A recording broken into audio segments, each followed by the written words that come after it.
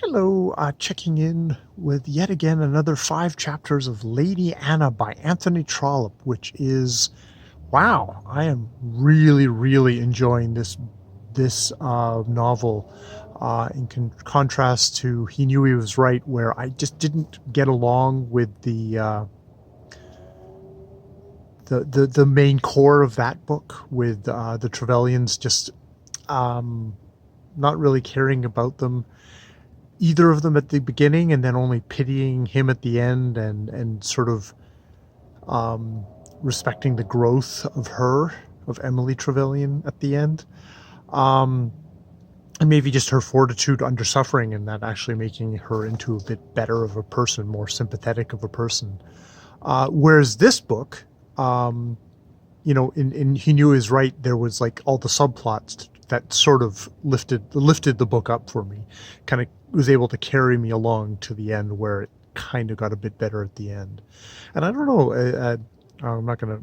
Well, hey, I can kind of talk about that book still, of just saying like, and I don't know if I actually found the depiction of his mental illness actually all that penetrating.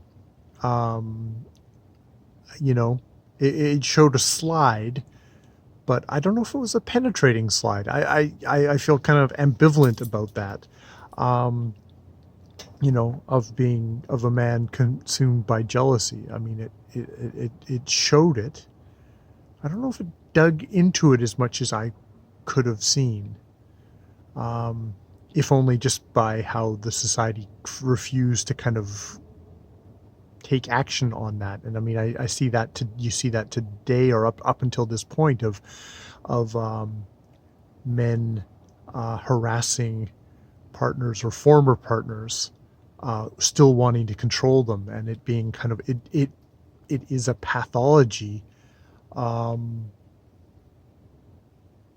that still isn't taken seriously enough, and is, I mean, it's truly frightening of what one human being can do to another human being. And in a lot of ways, especially a democratic free society is somewhat powerless to prevent, just because we're so geared to actually kind of um, respecting individual freedoms, that when someone uses that individual freedom to completely destroy another person, it really kind of hits at home at us.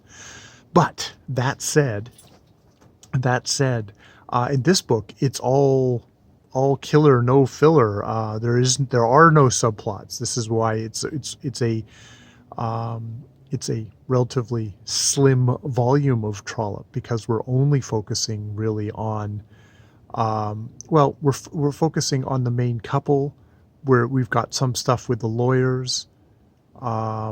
We hear from the Countess, and the yeah, that. But it seems it's all focused on this question of, will this now acknowledged Lady Anna, um, will she be broken from her wanting to be with Daniel Thwaite, this tailor, and will this tailor be dissuaded by what seems like a lot of people who are doing really dirty, underhanded things to try and break them apart, all supposedly in the name of upholding what's all good and honorable about England, but doing it in the most kind of dastardly, kind of rotten kind of ways. Um, and yeah. So it's been really good, really intense. We have the verdict, which is indeed that the Countess is acknowledged as the wife of the dead fuckhead Earl. She gets her letter from the king's secretary, and king's, yeah, I think it's the king's secretary, which she burns, because that's not what she cares about. And indeed, when she gets the verdict, she's like, I don't care.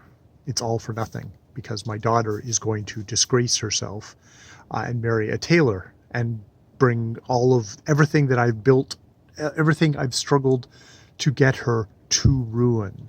And while I don't agree with her in thing. I can see why, just from this society, yeah, that's what's happening. And the Countess is this really, you start seeing, like, just how kind of hard as nails she is. It's like, I love you so much, this daughter. I will never see you again. I would rather see you dead. I would rather see me dead. I would rather, fucking kill this guy than you get married to him. And there's something about that um, intensity and strength of character in this woman that is like, wow, that is equally as impressive as we get Daniel Thwaite, and we get you know we get people lying to him saying, like, oh no, Lady Anna just wants you to release her. It's like, well, I'll do it in person. Oh, blah, blah, blah. And then trying to bribe him, and him basically going, you know you're trying to bribe me. What kind of man do you think I am? You're all about all this stuff. It's like, I bet you're this this this lord who wants to marry her, doesn't love her, is obviously just doing it for the money, from his point of view. I mean, we've had a little bit of softening on that, because he meets Lady Anna, and he's like, oh, I like her. But it's like, well, you never would have been in this situation if she was a penniless girl. He would have never had the chance to like her. It's only because of her wealth that this is happening.